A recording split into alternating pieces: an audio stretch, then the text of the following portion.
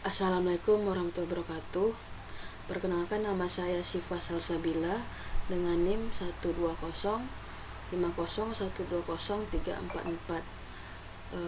Baiklah, izin sebelumnya Bu, saya akan menjelaskan ujian akhir mata kuliah Machine Learning, di mana di sini dosen pengampu saya adalah Ibu Fadilah Safria STMkom.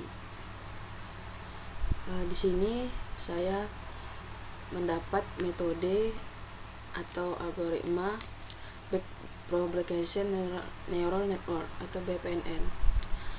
Backpropagation atau metode pelatihan jaringan saraf tiruan yang diawasi ini mengevaluasi kontribusi kesalahan dari setiap neuron setelah satu set data diproses.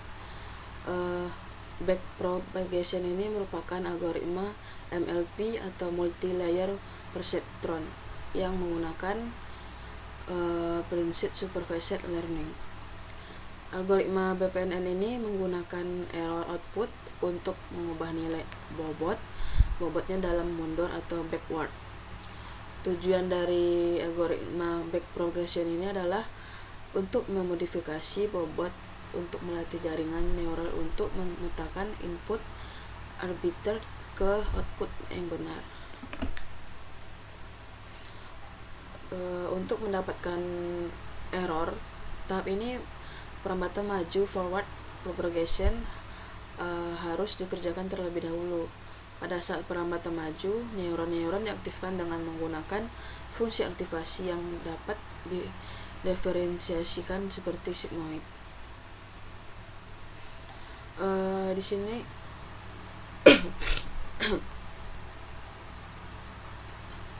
Di sini arsitektur BPNN pertama kali dikemukakan oleh Rumerhard dan MC Selen pada tahun 1986. Ciri dari utama algoritma BPNN ini adalah mempunyai 3 tipe lapisan jaringan yang terhubung yang penuh, yakni yang pertama lapisan input atau input layer, yang kedua satu atau lebih lapisan tersembunyi atau hidden layer, dan lapisan yang ketiga sebuah lapisan output atau output layer. Selanjutnya masuk ke cara kerja algoritma Backpropagation Neural Network atau BPNN. Yang pertama, bisa kita ambil satu set pelatihan atau masukkan bobot awal dan keluaran. Yang kedua, masukkan input set pelatihan ke depan. Yang ketiga, cari tahu total masukan bersih untuk setiap neuron lapisan tersembunyi.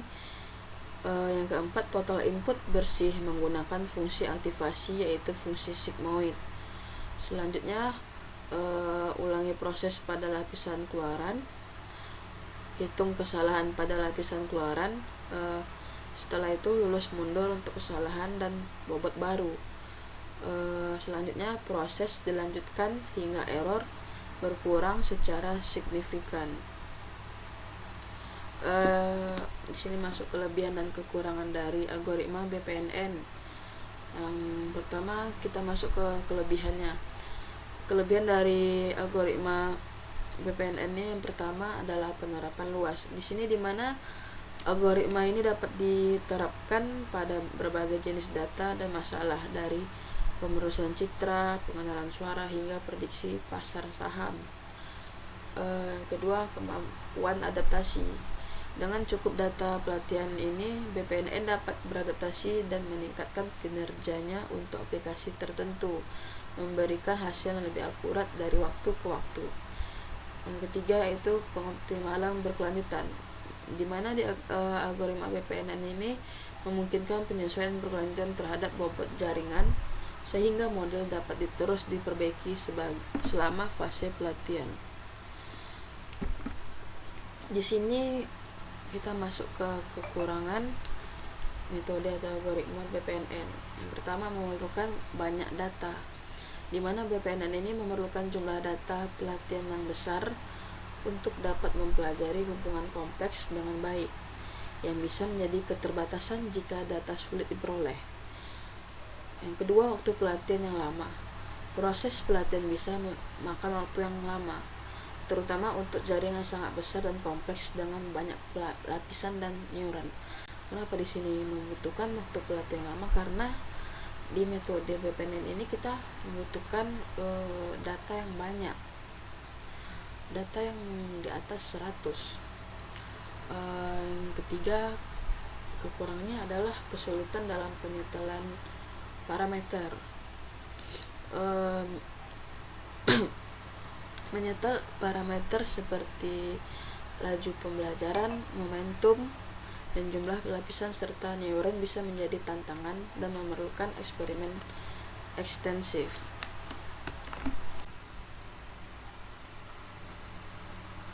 Oke, kita masuk ke langkah ke-6. Hitung faktor delta di unit keluaran YK. Delta sama dengan TK dikurang YK, F action, Y net K sama dengan TK kurang YK dikali YK 1 dikurang YK.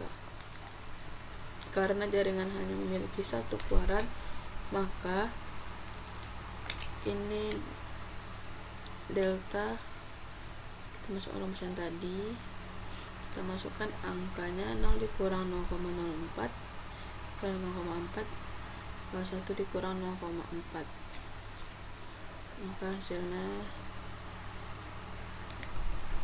0,11.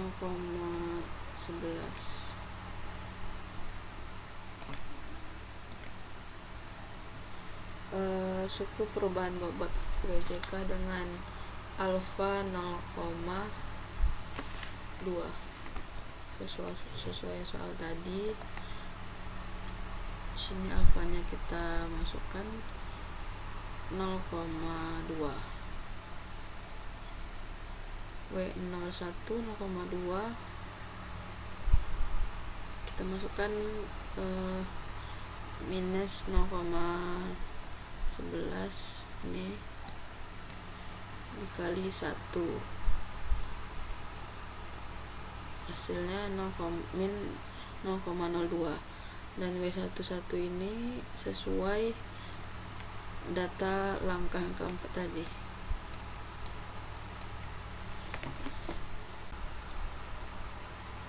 Langkah ke-8 yaitu hitung semua perubahan bobot. Perubahan bobot unit keluaran, yaitu dengan rumus WJK baru sama dengan WJK lama ditambah alfa WJK. Di sini adalah nilai K-nya. Langsung masuk ke W11 yang nilai barunya adalah 0,5 dikurang 0,01 min 0,01, itu adalah nilai dari yang lama, yang ini, dan seterusnya seperti itu. Baik, cukup sekian pemaparan materi dari saya. Mohon maaf bila ada kesalahan. Wassalamualaikum warahmatullahi wabarakatuh.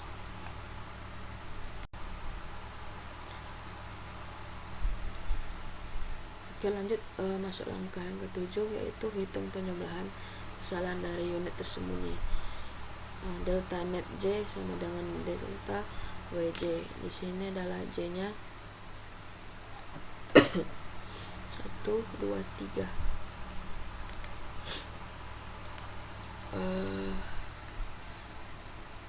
Delta net 1 itu nilainya dengan,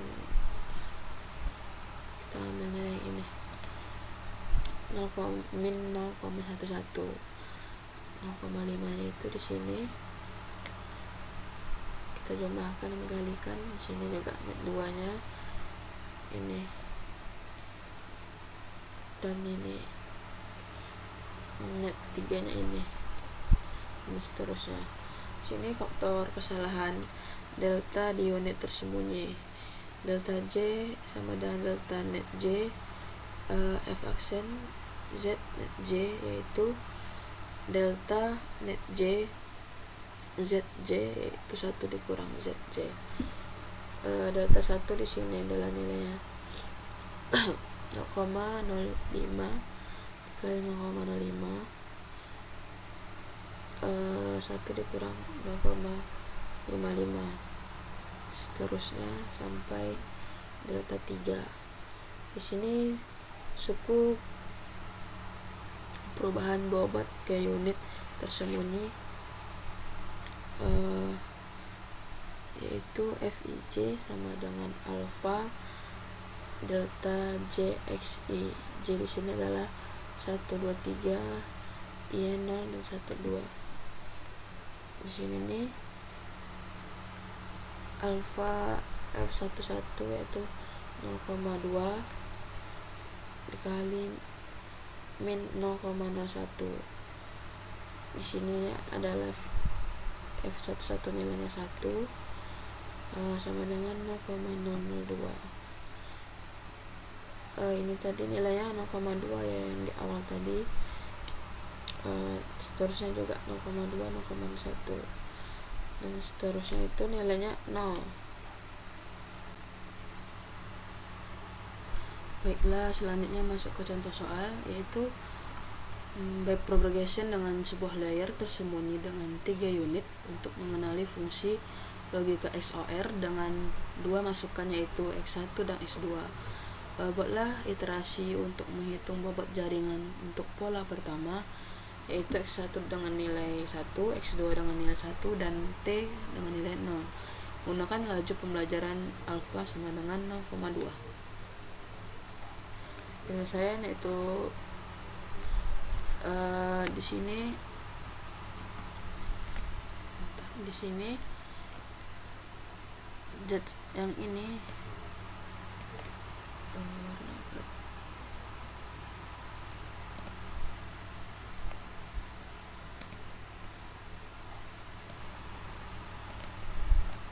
di sini yang Z1 ini yaitu hidden layer, dan yang ini X1 dan X2 ini adalah input layer. Yang ini yang nilai 1 ini adalah bias. Oke, kita masuk ke angka keempatnya. Ini adalah hitung keluaran unit tersembunyi yaitu Zj. Di sini yaitu dengan rumus Z net J sama dengan Foj. Foj ini adalah bias, sigma P J dikurang 1 Xi dikali Fij. X net 1 sama dengan 0,3 ditambah 1 dikali 0,2 ditambah 1 dikali 0,3. Di sini kita ngambil nilai yang X1 nya itu adalah yang ini,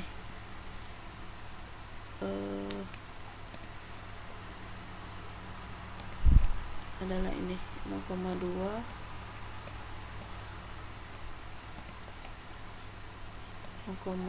dan 0,3. Ini dia. Jadi ini nih min 0,3 ini adalah biasnya, yaitu ini. Kita jumlahkan dan kalikan, hasilnya adalah 0,2. Net 2 juga, yaitu biasnya itu 0,3 ditambah X1 nya di sini adalah 0,3 dan X2 adalah 0,1. Hasilnya 0,7. Selanjutnya lanjut ke X net 3. Biasanya adalah 0,3 tambah 1 dikali min 0,1 ini ditambah 1 yang dikali min 0,1, hasilnya 0,1.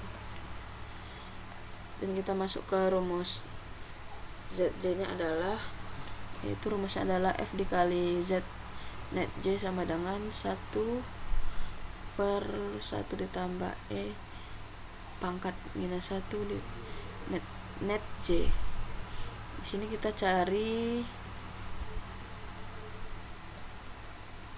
sesuai net 1 sampai 3, yaitu ini nilainya 0,5, 0,67 dan 0,52. Angka yang kelima adalah Hitung keluaran unit YK atau Y. Sini dengan rumus Y net K WOJ ditambah sigma M K dikurang 1 sama dengan ZJ WJK. Di sini WOJK nya itu adalah bias. Kita pakai ini ya, data ini. Z1 ini adalah hidden layer, dan di sini adalah output layer.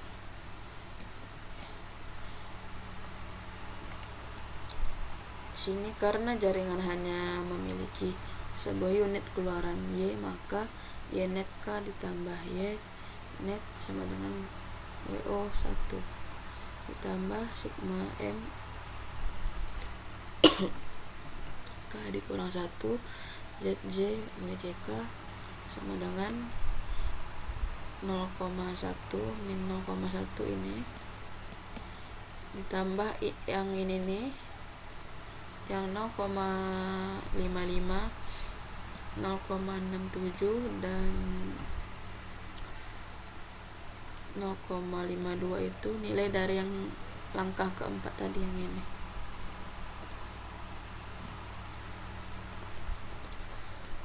Dan ini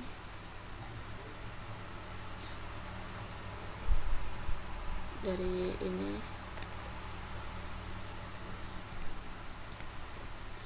yang 0,01 ini kita ambilnya dari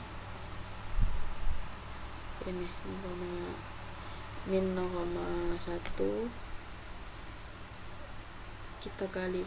kita tambahkan dengan nilai yang langkah keempat tadi dikalikan dengan ini 0,5, terus kita tambahkan lagi dengan nilai yang ini, kita kalikan dengan ini dan ditambahkan dengan langkah keempat nilai 0,52 tadi, dan kita kalikan dengan nilai Z3 ini Z3 ya, min 0,4, maka hasilnya min 0,24.